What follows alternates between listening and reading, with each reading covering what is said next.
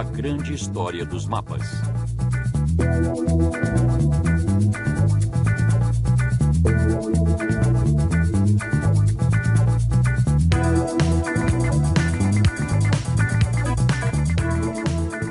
Os mapas são onipresentes em nossas vidas, em nossas atividades de lazer e em tempos de guerra, nos nossos transportes e previsões do tempo, estão em todo lugar. Indicadores de espaço e tempo e guias de viagens, os mapas permitem delimitar as fronteiras de um território e administrá-lo, mas também ajudam a entender melhor o mundo e nos convidam a empreender uma jornada de descobertas.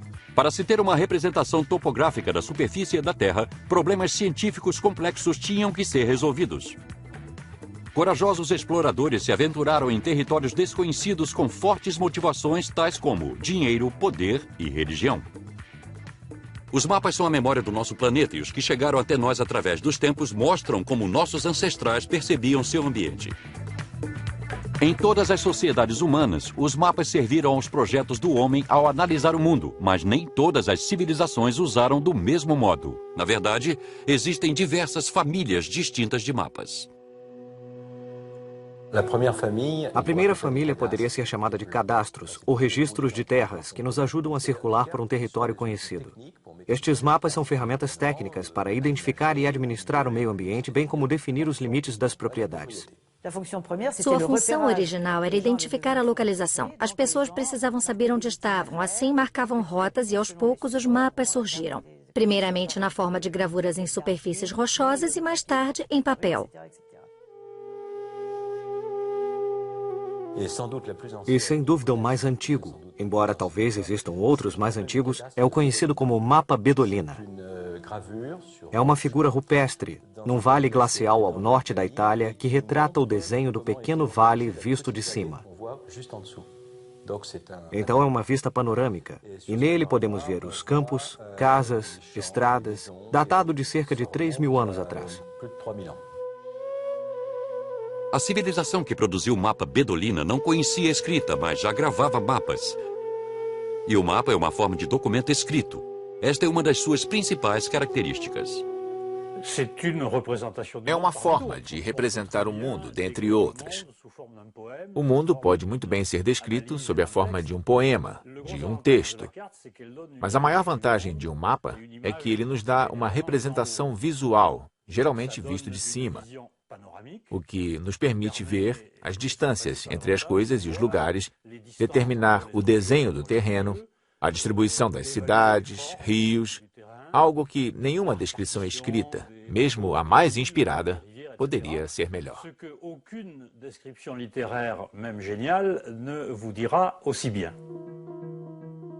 Povoados ribeirinhos como os dos egípcios às margens do rio Nilo no século XIV a.C. fizeram mapas com propósitos legais. Os egípcios produziram muitos cadastros. Não temos muitos, mas nos papiros que envolviam as múmias podemos algumas vezes encontrar cadastros locais, descrevendo como reconstruir os campos depois de uma queda no nível da água do Nilo, já que era preciso replanejar todo o desenho da região. Cada concepção da sociedade humana sobre a origem do universo é chamada de cosmogonia.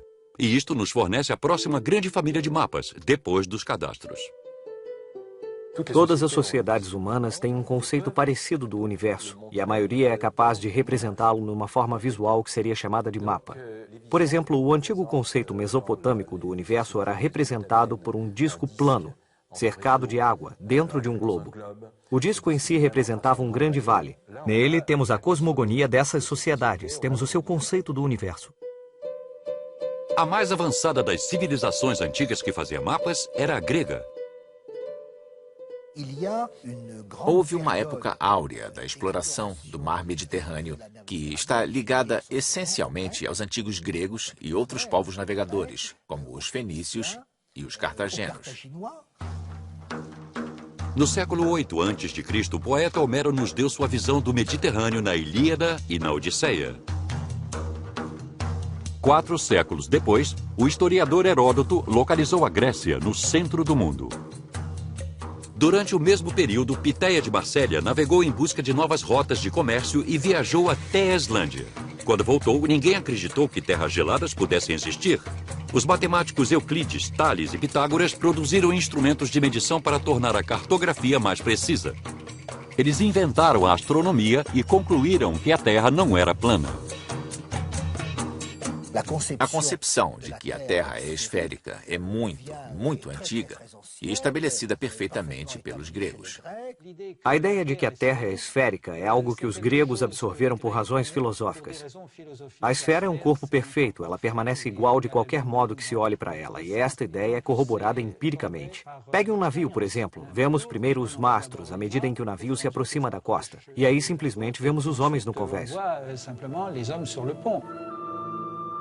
No Egito, o diretor da grande biblioteca de Alexandria, Eratóstenes, compilou os trabalhos de seus geógrafos antecessores e conseguiu medir a circunferência da Terra comparando-a com a posição do Sol em Alexandria e com a cidade de Ciene, no Alto Egito. A ideia de Eratóstenes era de que, em Ciene, os raios do Sol iluminavam o fundo de um poço, o que significava que o Sol estaria exatamente a pino, no seu zênite. Em Alexandria, situada quase ao norte de Ciene, os raios de sol brilhavam num ângulo. Logo, o sol não estava exatamente no seu apogeu. Assim, observando a sombra projetada por um obelisco, ele mediu o ângulo desta sombra, que era de cerca de 7 graus. Daí, ele mediu a distância entre Ciene e Alexandria, considerando que 7 graus era equivalente a vários estádios, a unidade usada na época. E assim ele obteve sua medida famosa, que foi aceita como sendo a primeira medida historicamente conhecida da circunferência da Terra.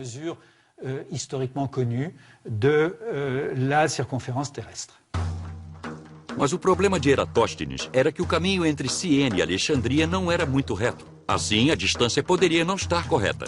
E mais, ainda não sabemos atualmente a extensão exata da antiga unidade de medida ou estádio. Poderia medir entre 150 e 190 metros. Em parte era adivinhação, mas no final das contas ele obteve uma medida aproximada da circunferência da Terra por volta de 40 mil quilômetros, que estaria perto do que conhecemos hoje. Outro grego, Cláudio Ptolomeu, foi considerado o primeiro verdadeiro cartógrafo do mundo ocidental. Sua influência permaneceria durante 14 séculos. Ptolomeu, no século II a.C., sintetizou todo o conhecimento geográfico e cartográfico do mundo antigo.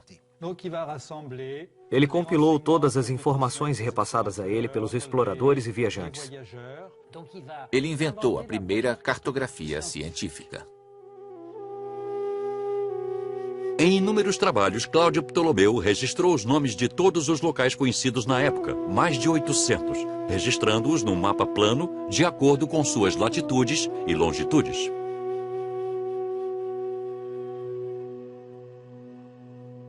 Latitude é simplesmente o ângulo de elevação de um ponto acima do Equador.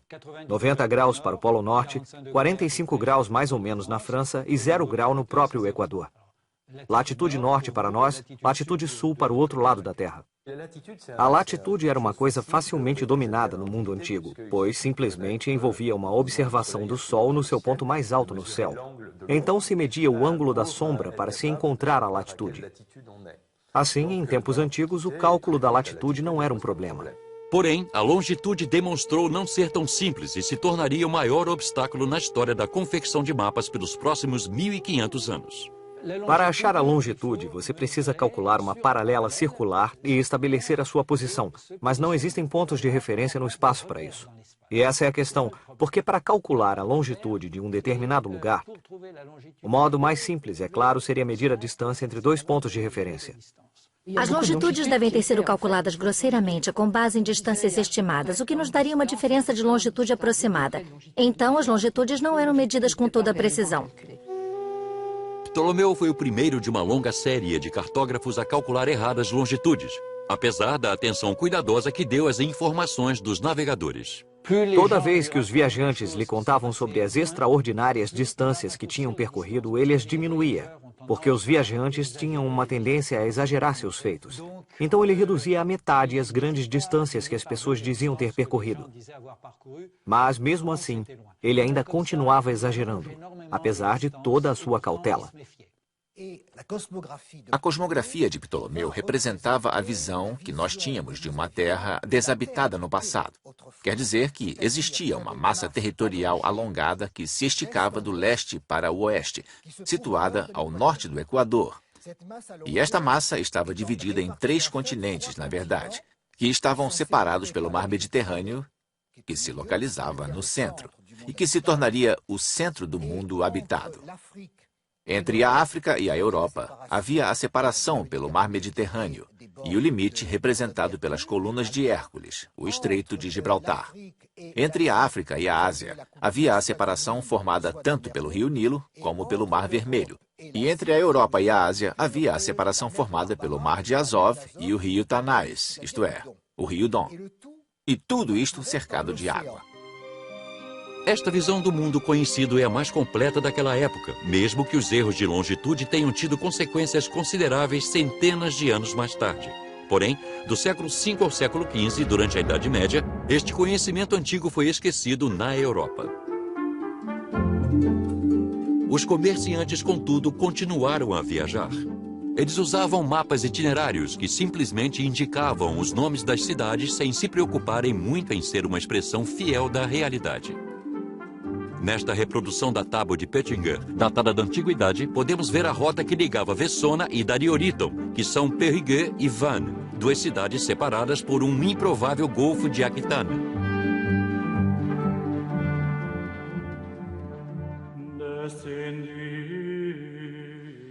Nestas épocas de trevas, outra visão de mundo se impôs nos mapas. A dos monges, dos eclesiásticos, que viam a origem do mundo em termos bíblicos. No século VIII, sob a influência da Igreja, a Terra se tornou plana.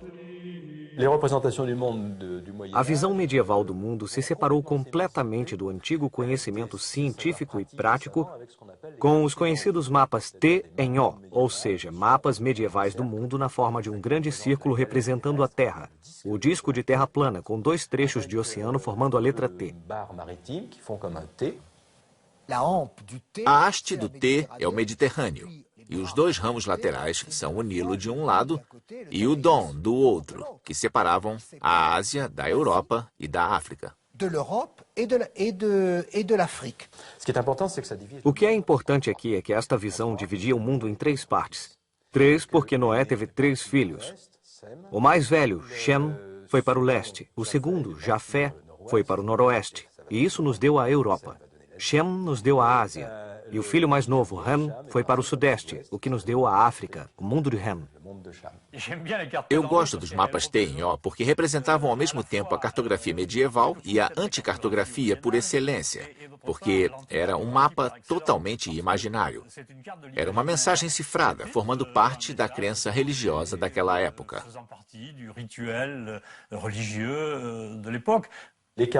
Os mapas T em O continuam no nosso vocabulário, em um termo pronunciado com frequência na cartografia, orientação. Os mapas T em O localizavam o leste no topo em vez do norte. E como as bússolas não eram usadas, isso não era um problema. O leste estava no topo porque era lá que o paraíso estava situado. No alto do mapa estava Jerusalém. E podia-se ver a mudança que ocorreu quando posicionamos o norte no topo. Uma mudança que está diretamente relacionada com o abandono destas visões simbólicas ou religiosas do mundo. Onde é o centro do mundo? Onde está a orientação? Quando dizemos a orientação é para o norte, há uma contradição nos termos, pois orientação significa Oriente. Enquanto a Idade Média correspondeu a um período de atraso científico na Europa, não foi este o caso do mundo árabe, onde havia uma grande preocupação com a ciência. Através da guerra ou do comércio, este conhecimento foi transmitido para o Ocidente.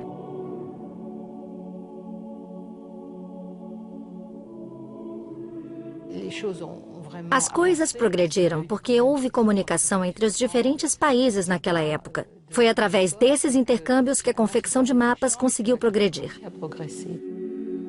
Os árabes se utilizaram de uma invenção chinesa, a bússola, que eles transmitiram para os europeus. A bússola, o par de compassos e a régua se tornaram as novas ferramentas náuticas. Graças a isso, eles produziram os mapas portulanos, que os capacitaram a navegar os litorais com segurança. Um portulano é um mapa que estabelece uma rota marítima e indica os ventos, isto é, as direções dos ventos. A rosa dos ventos é capaz de mostrar com precisão de qual direção o vento está soprando.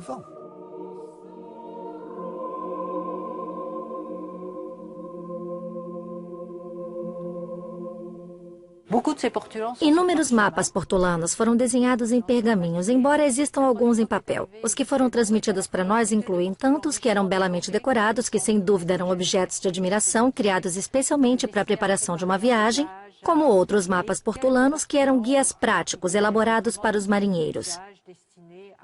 Isso não significa que eram usados a bordo do navio, mas foram feitos especificamente para auxiliar os marinheiros no mar. Estes portulanos eram antimapas do mundo. Por quê? Porque o mapa do mundo, na cosmografia de Ptolomeu, situava a Terra no centro, com os oceanos ao seu redor, enquanto que os portulanos faziam exatamente o oposto. Eles situavam o oceano no centro e a massa territorial era reduzida a uma franja costeira, que só tinha interesse onde havia portos. Esses intercâmbios entre a Europa e o mundo árabe criaram uma situação de rivalidade intelectual. Ao mesmo tempo, a Europa redescobriu a antiga cartografia científica.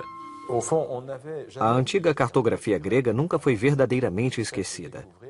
Ainda estamos descobrindo o quanto os cientistas medievais da Europa da Idade Média estavam familiarizados com muitos daqueles textos antigos, mas não os usavam porque não correspondiam a nenhuma pergunta que eles faziam a si mesmos na época.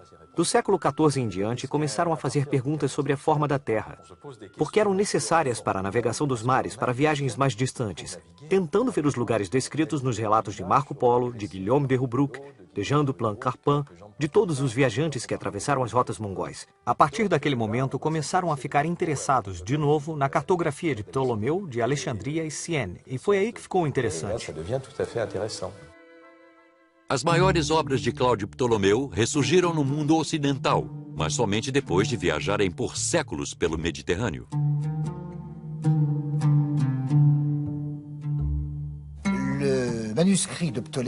O manuscrito original de Ptolomeu foi perdido, mas felizmente existe uma tradução árabe dele. No século XII, o sábio árabe Al-Idrisi traduziu a obra de Ptolomeu. Na corte de Palermo, o rei normando Roger da Sicília o incumbiu da tarefa de compilar todos os relatos escritos referentes ao mundo conhecido. Foi dessa maneira que ele redescobriu e divulgou as obras do cartógrafo grego. Esta tradução, feita por Al-Idrisi, reapareceu na Europa e teve consequências significativas no nosso conhecimento sobre o planeta. E foi esta história, envolvendo a Grécia, o mundo árabe, a corte italiana, o papel de Florença e do humanismo do período da Renascença, que representou o ponto de partida da primeira grande descoberta desta era dos descobrimentos. O início do século XV vislumbrou o começo de um dos mais importantes capítulos da história da humanidade.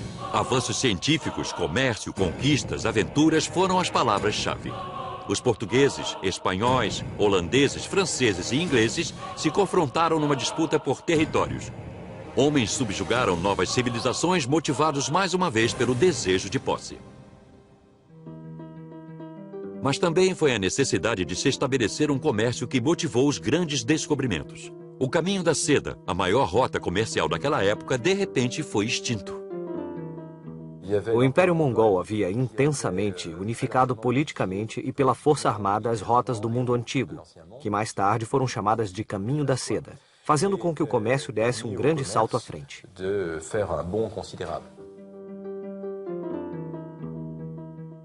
Em meados do século XIV, este império ruiu. As rotas se tornaram de difícil acesso e, como consequência, o comércio sofreu. Assim, dos dois lados, na China e na Europa, foi feita uma tentativa de restabelecer as relações comerciais perdidas com a queda do Império Mongol, utilizando as rotas marítimas em vez das terrestres. Os primeiros a saírem em busca de novas rotas marítimas foram os chineses. Em 1405, o almirante Zheng He comandou uma esquadra impressionante que viajou por uma parte da Ásia, África e possivelmente até mais além. Os enormes juncos de Zheng-he eram talvez os maiores navios de madeira já construídos, com mais de 10 mastros. Eles eram gigantes. Eles zarpavam em enormes esquadras, com talvez dezenas de milhares de pessoas a bordo. Acho que não podemos falar de descobrimentos neste momento, porque eles não descobriram novas rotas. Eles seguiam as rotas das monções que circundavam o Oceano Índico.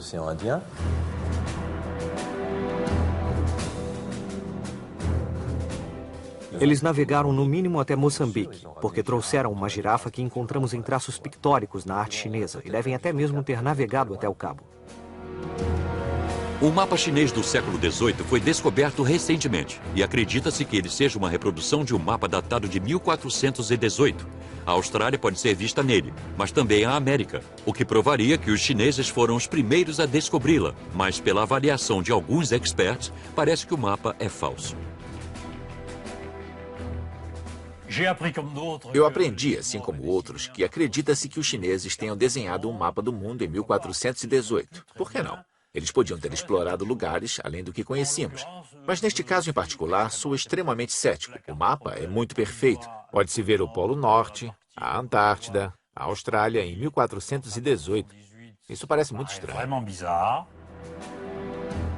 De acordo com esta teoria, a flotilha do almirante Zheng-he teria navegado ao longo da costa africana, percorrido cabos e estreitos, descoberto as Américas do Norte e do Sul, resumindo, o mundo inteiro. Verdadeiro ou falso, tirando este mapa, não existem sinais da passagem deles por lá, já que os chineses não se estabeleceram e nem colonizaram. Era um império que não desejava conquistar e que preferia situar suas concessões a uma distância de controle, ou seja, não muito longe. E tem mais. Quando eles cessaram suas explorações em 1430, foi por causa das ameaças de invasão vindas do norte da Grande Muralha e, portanto, não era mais oportuno gastar dinheiro para lançar grandes flotilhas. As viagens marítimas estavam proibidas, as embarcações foram destruídas e a China se isolou e nunca mais explorou o mundo. Os europeus também saíram à procura de terras e mares desconhecidos. Em Portugal, no início do século XV, um grande período de explorações se iniciou. Navegadores desceram a costa africana, que era completamente desconhecida para eles naquela época. Havia conhecimento de que, na opinião desses antigos, o mundo era inabitado a sul do Equador, que havia monstros, que era impossível haver antípodas. Por conseguinte, toda essa visão cosmográfica antiga era do conhecimento dos cosmógrafos e de uma elite letrada portuguesa.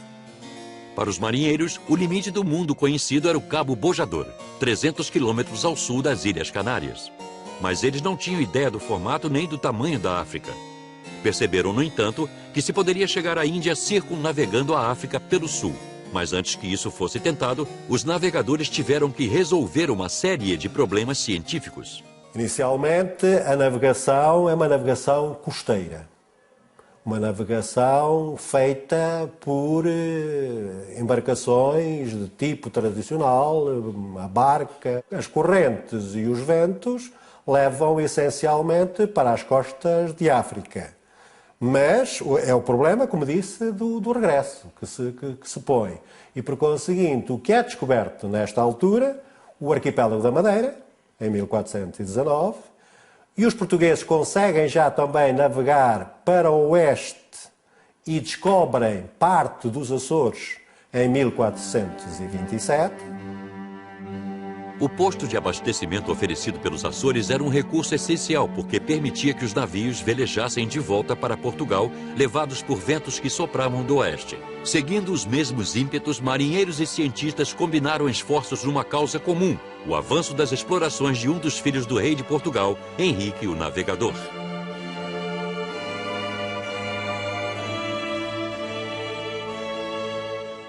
Henrique, o Navegador, desempenhou um papel significativo no campo científico pela fundação da sua escola de navegação em Lisboa, que aplicava princípios científicos extraídos da geografia e da astronomia, as duas ciências essenciais para a confecção de mapas com mais precisão.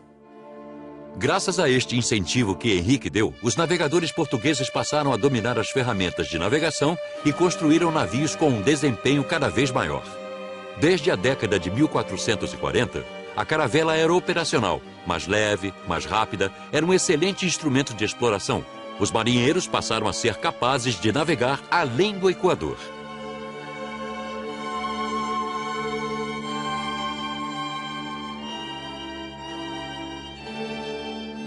E esta é, de facto, uma grande descoberta também dos portugueses. A ultrapassagem do Equador, a possibilidade de navegar no hemisfério sul. E aí sim vão encontrar outros países. Chegam ao Congo, à foz do rio Congo, chegam à Guiné e têm, por conseguinte, como objeto ultrapassar o Cabo da Boa Esperança. O nome Cabo da Boa Esperança significava a esperança de descobrir o caminho para as Índias. Isso foi alcançado em 1488 pelo explorador Bartolomeu Dias. Esta descoberta provou que existia uma rota marítima rumando para o sul. O progresso técnico e científico abriu novos horizontes. Graças à imprensa, o genovês Cristóvão Colombo foi capaz de ler os mapas antigos. Ele acreditava que poderia usá-los em proveito próprio. Sem a cartografia grega, e em particular Ptolomeu, é claro, não podemos imaginar Colombo, que era um intelectual, um profissional liberal, que vivia nos Açores, que sabia tudo sobre ventos alísios, mas que também era familiarizado com os textos antigos, os quais estudou profundamente. Ele estudou um dos mapas de Ptolomeu em especial, o que continha os famosos erros de longitude. Esta representação feita por Ptolomeu, que aumentava o mapa da Europa em 55 graus, derrubou a crença de que, para se alcançar as Índias, era necessário seguir para o oeste, já que a rota mais curta, de fato, era pelo leste. Mas Cristóvão Colombo não sabia disso.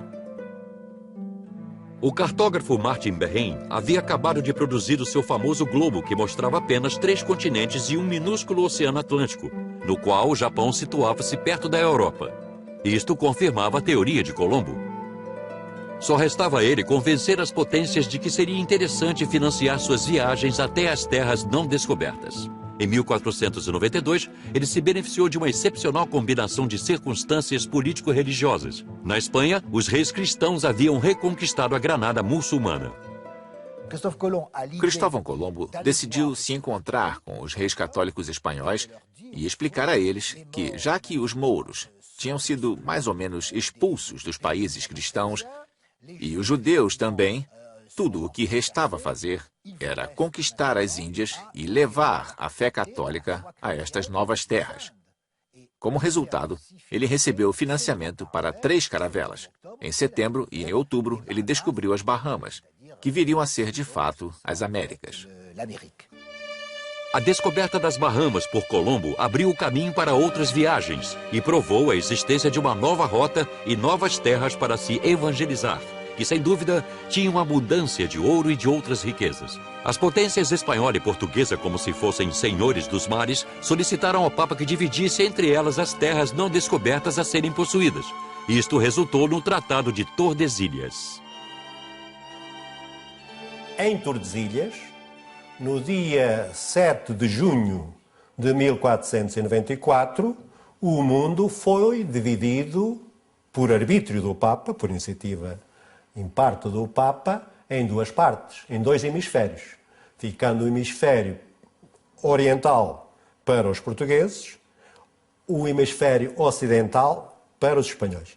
A linha divisória era uma linha imaginária que traçada a 370 léguas ao ocidente das ilhas de Cabo Verde. O tratado foi o resultado de longas barganhas e negociações. No início, o Papa queria colocar a linha divisória no Cabo Verde, o que os portugueses rejeitaram. Pelo Tratado de Tordesilhas, os portugueses fizeram o máximo para estender o limite dos seus territórios divididos o mais a oeste possível. Eles supostamente desconheciam a existência do Brasil na época, mas devem ter sabido de alguma coisa, porque senão não teriam razão para querer estender seus limites tão a oeste. Eles conseguiram e, consequentemente, reclamaram o Brasil para si próprios. Curiosamente, pouco tempo depois, eles o descobriram. O Brasil só foi descoberto oficialmente 6 anos mais tarde, em 1500. Em vista dos enormes riscos envolvidos em termos de conquista, riqueza e dominação sobre este novo mundo, o sigilo era a palavra-chave. Assim, o descobrimento do mundo foi de fato um jogo de poder. A cartografia portuguesa do século XV era sem dúvida a mais avançada da Europa e possivelmente do mundo da época. Mas nada era revelado, nenhuma informação vazava. Aqueles mapas eram documentos altamente secretos. As potências políticas usavam os mapas para induzir os outros a acharem que elas possuíam certas áreas. E os mapas eram forjados. A costa do Brasil, no mapa de 1502, foi forjada para dar a Portugal uma extensão maior do que deveria ser a portuguesa, de acordo com o Tratado de Tordesilhas. Não faz sentido quando se olha para ele, mas faz todo sentido quando se entende que estão puxando a costa do Brasil para o lado de Portugal. Durante este período, Cristóvão Colombo continuou suas viagens para o Caribe, convencido de que ele havia encontrado as Índias, como ele explica em sua carta. O explorador florentino Américo Vespúcio fez várias viagens sob o comando do almirante Colombo. Mesmo não tendo sido ele o descobridor das novas terras, ele foi o primeiro a se dar conta de que era um mundo novo. Em 1507, o cartógrafo francês Waldseemüller desenhou um mapa mostrando claramente o novo continente com a palavra América, escrita pela primeira vez. Waldseemüller publicou um mapa do mundo sob o duplo patrocínio de Ptolomeu e Vespúcio, cujos retratos aparecem dos dois lados do mapa. Mas o mapa é simplesmente uma atualização do anterior de Ptolomeu. Tem-se a impressão de que ele apenas reproduziu esse mapa, acrescentando a América nele, tornando-o o primeiro mapa mundi em 1507. Waldseemüller tornou o feminino o nome Américo, que se transformou em América, porque os continentes sempre receberam nomes femininos, como se pode ver na fonte do Observatório de Paris, que representa as 4 partes do mundo: África, Ásia, Europa e América. A conquista e o completo mapeamento das Américas do Norte e do Sul levou séculos para ser alcançada. Exploradores e colonizadores mapearam o novo continente, desenharam o seu contorno, batizaram as terras e se familiarizaram com os povos nativos. Em seu diário de viagem, Matias Merian ilustra os costumes dos indígenas nativos, que eram supostamente canibais. Com o mundo inteiro já descoberto e os intercâmbios comerciais florescentes que resultaram disso, os primórdios da globalização podiam ser sentidos.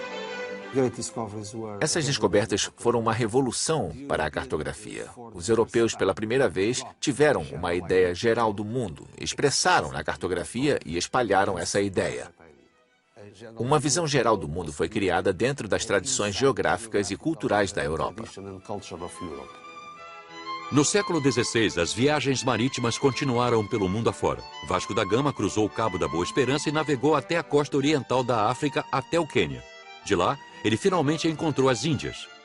Já Magalhães encontrou uma rota no extremo sul da América do Sul e entrou num oceano calmo de águas tranquilas, que chamou de Pacífico.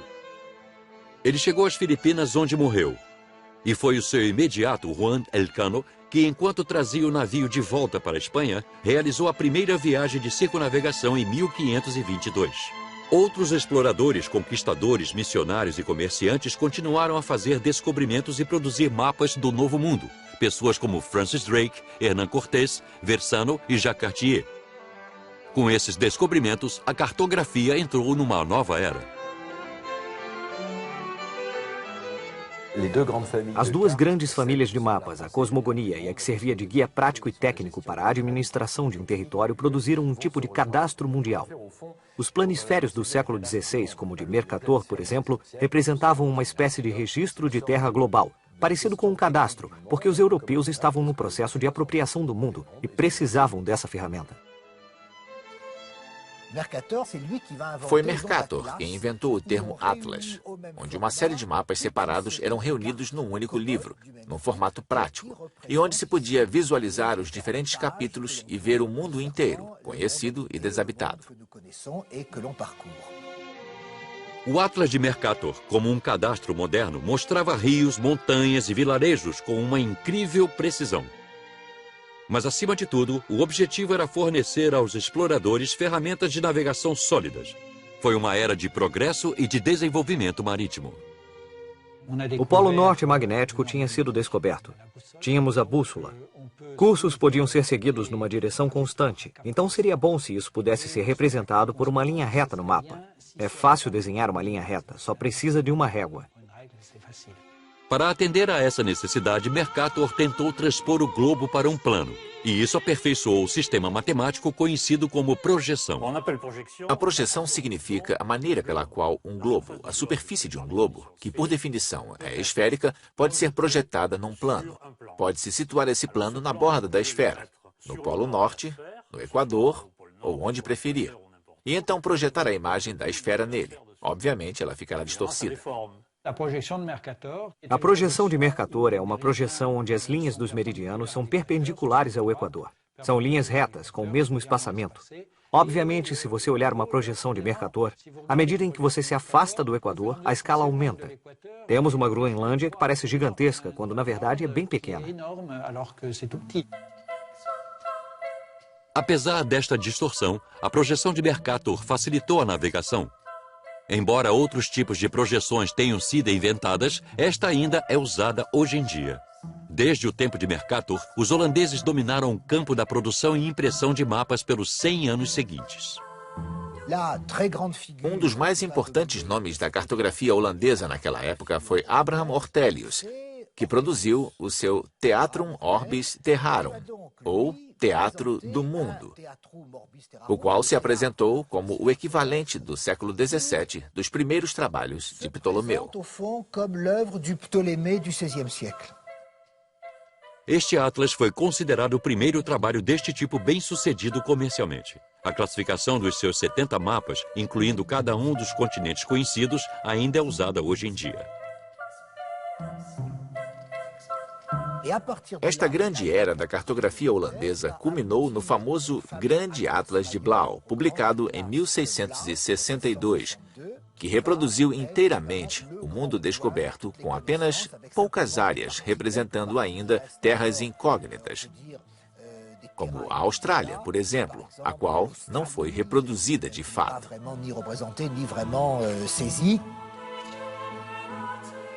Estes mapas holandeses eram genuínas obras de arte que chegaram até nós através dos anos. Esteticamente, eram documentos únicos. Esta supremacia flamenga na cartografia andou lado a lado com a sua supremacia naval no século XVII. O Império Colonial Holandês se espalhou por todo o mundo. Mas estes mapas permaneceram acima de tudo como instrumentos de poderio militar e econômico. Conhecimento preciso proporciona vantagens estratégicas. Blauw, algumas vezes, tinha mais conhecimento preciso de terras inexploradas do que realmente aparecia nos seus próprios mapas. Por quê? Porque o poderio comercial e econômico da Holanda estava em jogo. No final do século XVII, o rei Luís XIV da França recebeu 2 globos gigantes como presente do monge e cartógrafo Coronel. O projeto foi secretamente construído por Colbert.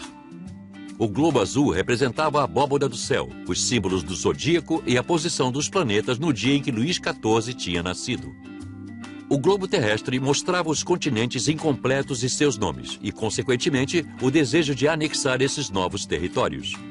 Com esses globos, Colbert tinha alcançado seu objetivo, fazer com que o rei percebesse a importância estratégica de ter uma cartografia independente.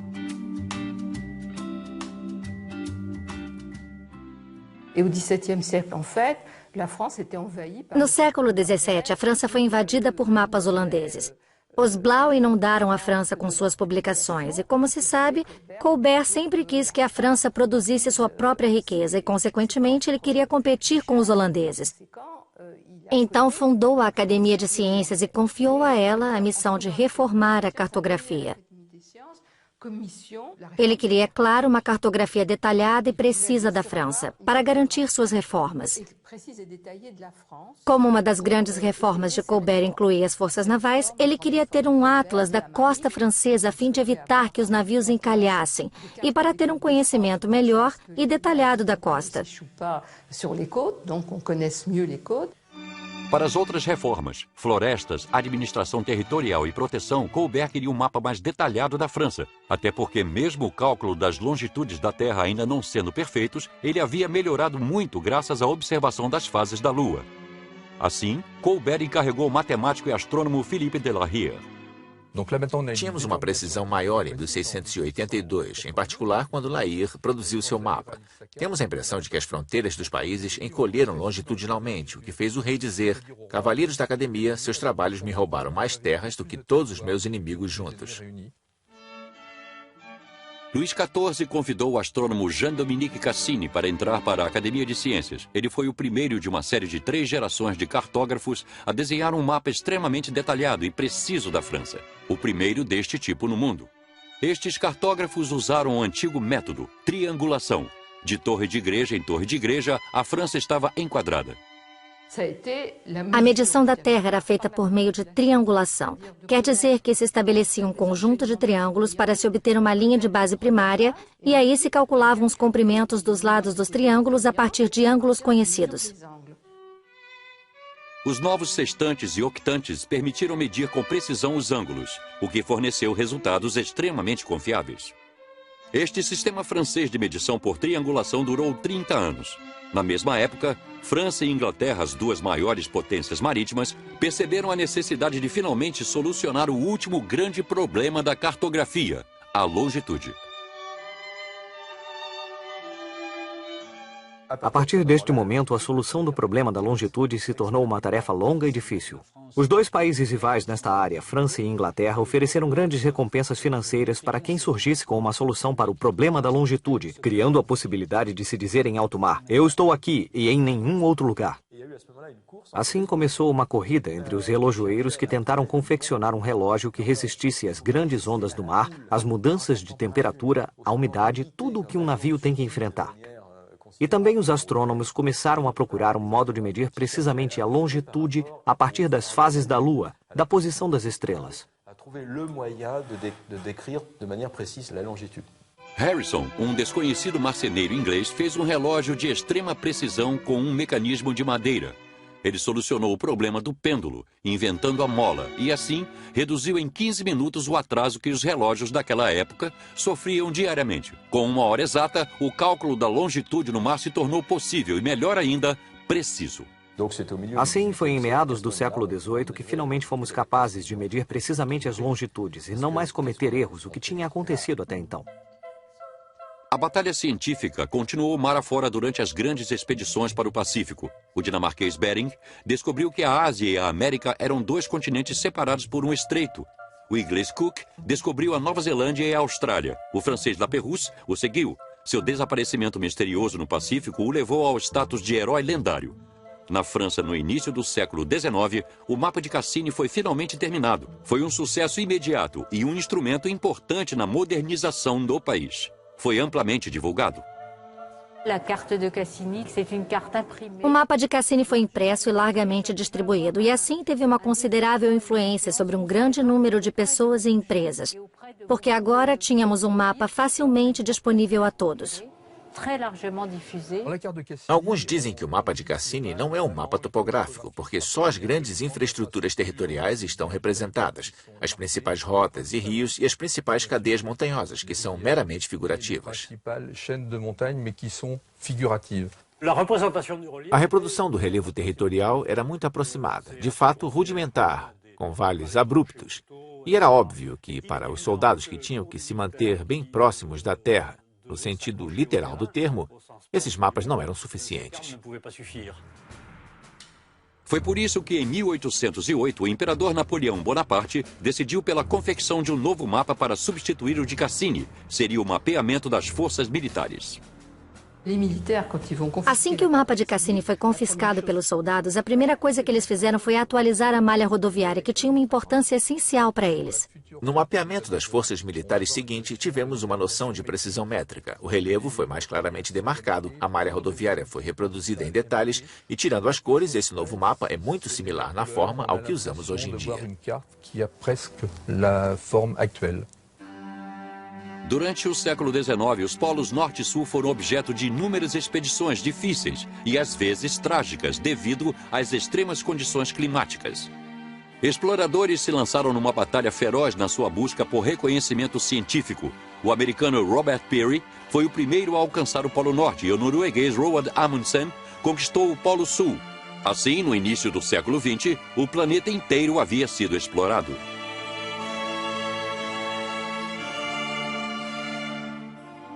A cartografia seria auxiliada por duas novas tecnologias. A primeira foi a fotografia. Nadar foi o primeiro a tirar fotografias aéreas de Paris.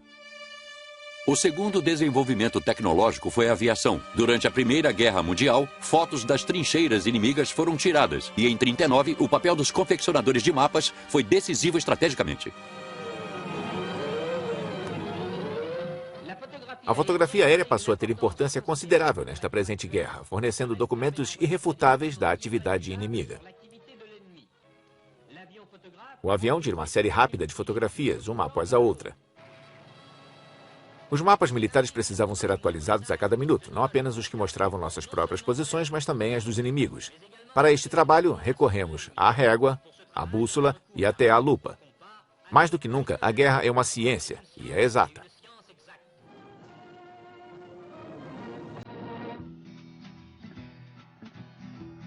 A aviação também favoreceu a criação do mapeamento aéreo fotográfico, que aconteceu em 1949. A Biblioteca de Fotos do Instituto Geográfico Nacional arquiva 5 milhões de fotografias numa extensão de 15 quilômetros de prateleiras. Estas fotos abrangem a memória do território francês no século XX. A fim de produzir mapas a partir delas, os confeccionadores de mapas conferiam as fotos no local, como podemos ver nestas gravuras da Amazônia e da África. O confeccionador de mapas é um aventureiro que fixa marcadores de distância, mede os níveis do terreno, entre outros, graças ao desenvolvimento de equipamentos sofisticados.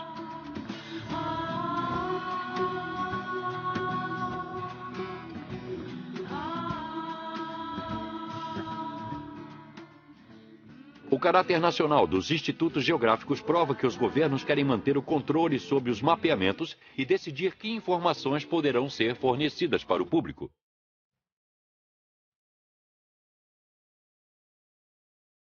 Durante os anos da Guerra Fria, por exemplo, a União Soviética tanto retinha as informações como falsificava seus mapas. Nos mapas que estavam disponíveis para o público em geral e que permitiam que se passeasse livremente em Moscou nos anos 80, no governo de Brezhnev, o prédio da KGB tinha desaparecido. Era um prédio enorme, exatamente no centro de Moscou, mas não aparecia no mapa. Eles alteraram as estradas para convergirem num triângulo, embora estivessem em ângulo reto. E o prédio da KGB desapareceu.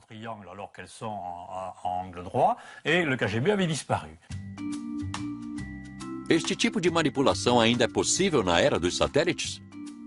Antes restrita aos militares ou comprada a um preço muito alto, a informação via satélite está agora ao alcance de todos. É fácil baixar em qualquer computador o programa gratuito do Google Earth. Qualquer um pode consultar um vasto arquivo de fotos do mundo e visitar os chamados lugares secretos. Se você quiser saber onde a bomba atômica está sendo construída na França, é só teclar as coordenadas de latitude e longitude do Centro Nuclear Vauduc e o programa leva você até lá. Como a informação é viabilizada por uma empresa privada, é mais complicado para os governos intervirem em relação ao conteúdo disponibilizado. E o que era mantido em segredo ontem, hoje não pode ser mais.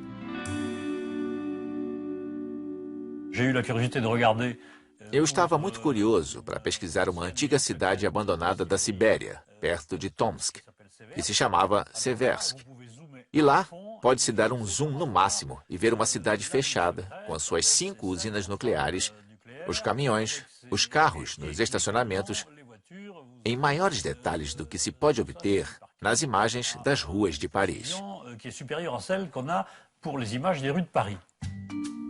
E isto não surpreende porque são geralmente os satélites americanos, o antigo inimigo, que fornecem esta coleção de imagens digitais. Será que a possibilidade de se fotografar o planeta inteiro via satélite soa como a morte da cartografia mundial? Frequentemente se diz que tudo já foi feito na cartografia, mas não é verdade, porque um mapa situa diferentes elementos em um território. Então, muitas outras coisas podem ser mapeadas. Pode-se dizer que já fizemos tudo no que diz respeito à cartografia topográfica, mas existe também a cartografia oceânica, por exemplo, da qual não temos todos os elementos ainda. Existem várias zonas das quais não temos informação. A cartografia da ocupação de terras é importante. O planejamento e desenvolvimento de terras são importantes também. É uma forma de mapeamento que está sempre mudando, porque a terra continua se desenvolvendo, não é um terreno fixo e imutável. Existem fenômenos geográficos que estão sempre mudando e que vão sempre necessitar de interpretações cartográficas.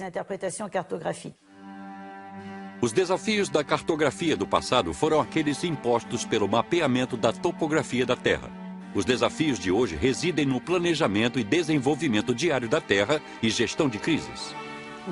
Para todas as grandes catástrofes nos últimos anos, tem sido feito um trabalho rápido e importante de mapeamento para avaliar os danos, por exemplo, que se seguem ao desastre de um tsunami. Foi importante para os governos de inúmeros países saberem em 48 horas para onde enviar as pessoas e onde havia ainda uma malha rodoviária intacta por onde passariam. As fotos de satélites foram muito importantes. Os confeccionadores de mapas trabalham com essas fotos, extraindo informações a respeito de estradas interditadas, estradas liberadas, áreas inundadas, áreas não inundadas, a fim de saber quais unidades seriam enviadas e com que equipamento.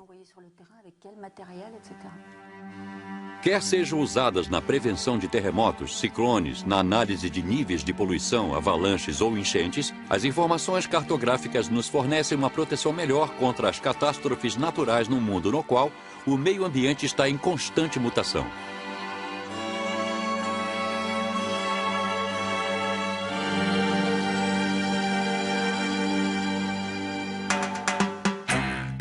Os mapas sempre auxiliaram a humanidade nas suas viagens, comércio, conquista de novas terras e assegurando o poder, mas também na sua compreensão do mundo, entre outras coisas.